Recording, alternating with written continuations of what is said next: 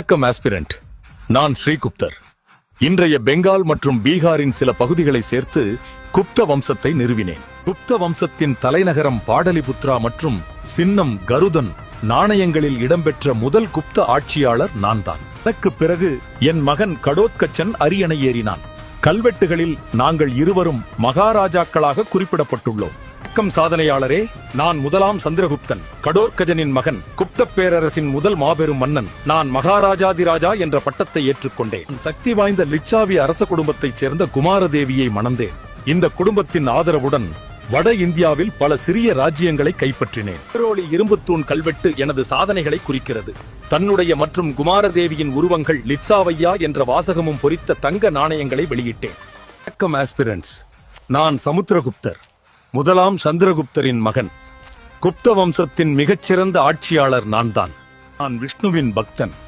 மேலும் வேதகால குதிரை யாகத்தை மீண்டும் நிறுவினேன். அரசர்கள் தங்கள் மேலாதிக்கத்தை நிலைநாட்ட இதை செய்வார்கள். எனக்கு கவிதை மற்றும் இசையில் மிகுந்த ஆர்வம் உண்டு. அதனால்தான் எனக்கு கவிராஜா என்ற பட்டம் வழங்கப்பட்டது. மேலும் எனது நாணயங்களில் நான் வீணை வாசிப்பது சித்தரிக்கப்பட்டது. அலகாபாத் தூண் கல்வெட்டு எனது சாதனைகளை விளக்கி பொறித்தவர் ஹரிசேனர்.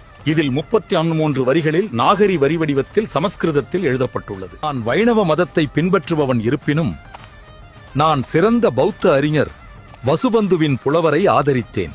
சீனபாத படையெடுப்பில் 12 அரசர்கள், அதில் காஞ்சிபுரத்து பல்லவ மன்னன் விஷ்ணுகோபனையும் தோற்கடித்தேன். மற்றும் வட இந்தியாவில் கங்கை சமவெளியில் 9 அரசர்களை தோற்கடித்தேன். எனது போர் வெற்றிகளை கண்ட வரலாற்று அறிஞர் V.A. ஸ்மித் அவர்கள் என்னை இந்தியாவின் நெப்போலியன் என்று அழைத்தார். இதோ இலங்கையின் சிலோன் புத்த மன்னன் மேகவர்மன் எனது சமகாலத்தோன். அவருக்கு போத்கயாவில் மடாலயம் கட்ட அனுமதி அளித்தேன். ஆர்வலர்கள், நான் 2ஆம் சமுத்திரகுப்தரின் மகன். நான் தனது சகோதரரான ராமகுப்தருடன் வாரிசுரிமைக்கு போராடி ஆட்சிக்கு வந்தேன். நான் தனது சிறப்பு பெயர்கள் விக்ரமா, விக்ரமாதித்யா சகாரி, நரேந்திர சந்திரா, சிம்மசந்திரா, நரேந்திர சிம்ஹா, தேவராஜா, தேவகுப்தா மற்றும் தேவஸ்ரீ. தனது அரசின் எல்லைகளை போர்கள் மற்றும் திருமண உறவுகள் மூலம் விரிவுபடுத்தினேன். அதில் நான் நாக இளவரசி குபேர நாகாவை மணந்தேன். இங்கு நான் ராணுவ முக்கியத்துவம் வாய்ந்த தக்கான பகுதியை ஆண்ட வாகடக இளவரசனுக்கு தன் மகள் பிரபாவதிக்கு திருமணம் செய்து வைத்தேன். மேற்கிந்திய அரசுகள் மீதான படையெடுப்பின் போது மேற்கு மாளவம், குஜராத் ஆகிய பகுதிகளை ஆட்சி செய்து வந்த சாக அரசர்களை மற்றும் ஹூனர், காம்போஜர், கிராதர் போன்ற வடநாட்டு அரசுகளை வென்றேன். ரோமானிய பேரரசுடனான வணிகத்தால் அரசின் வளம் பெருகியது. மினாருக்கு அருகில் உள்ள இரும்பு தூண் என்னால் கட்டப்பட்டது. சீனாவைச் சேர்ந்த பௌத்த அறிஞரான ஃபாஹியன் தனது ஆட்சி காலத்தில் இந்தியாவுக்கு வருகை தந்தார். வெள்ளி நாணயங்களை வெளியிட்ட முதல் குப்த அரசர் நான் தான். உதயகிரி குகை கல்வெட்டு, மதுரா கல்வெட்டு மற்றும் சாஞ்சி கல்வெட்டு 2ஆம் சந்திரகுப்தரின் கல்வெட்டு. எனது அவையில் நவரத்தின அறிஞர்கள் உள்ளனர். அவர்களில் சமஸ்கிருத புலவர்கள் காளிதாசர் மற்றும் ஹரிசேனர், அகராதியை உருவாக்கிய அமரசிம்மர், தன்வந்திரி பா, வராகமிகிர வாணியலாளர், விட்டல் பட்டா மந்திரவாதி, ககபனக ஜோதிடர், சங்கு கட்டிடக் கலைஞர், வரௌசி இலக்கண அறிஞர் மற்றும் சமஸ்கிருத அறிஞர்.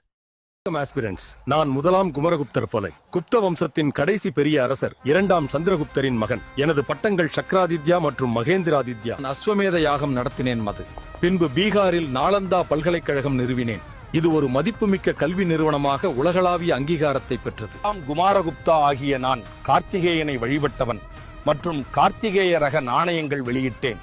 அதில் மயில் உருவம் பொறிக்கப்பட்டிருந்தன. அது ஆட்சி காலத்தின் கல்வெட்டுகளில் கரந்தண்டா, மன்சர் பில்சாத் கல்வெட்டு மற்றும் தாமோதர் செப்புத்தகடு கல்வெட்டு ஆகியவை அடங்கும். வணக்கம் ஆஸ்பிரண்ட்ஸ், நான் முதலாம் ஸ்கந்தகுப்தர், அரசர் குமாரகுப்தரின் மகன். மத்திய ஆசியாவிலிருந்து வரும் குணா படையெடுப்பிலிருந்து பேரரசை நான் காப்பாற்றினேன். மேலும் எனது ஆட்சியின் போது ஜுனகர் அல்லது கிர்னாரில் கிடைத்த கல்வெட்டு எனது கவர்னர் பர்ணதத்தா சுதர்ஷன் ஏரியின் பழுதுபார்ப்பை மேற்கொண்டதாக குறிப்பிடுகிறது. மேலும் பிடாரி தூண் கல்வெட்டு புஷ்யமித்திரர்கள் மற்றும் ஹன்களுடன் எனக்கு ஏற்பட்ட மோதலை பதிவு செய்கிறது.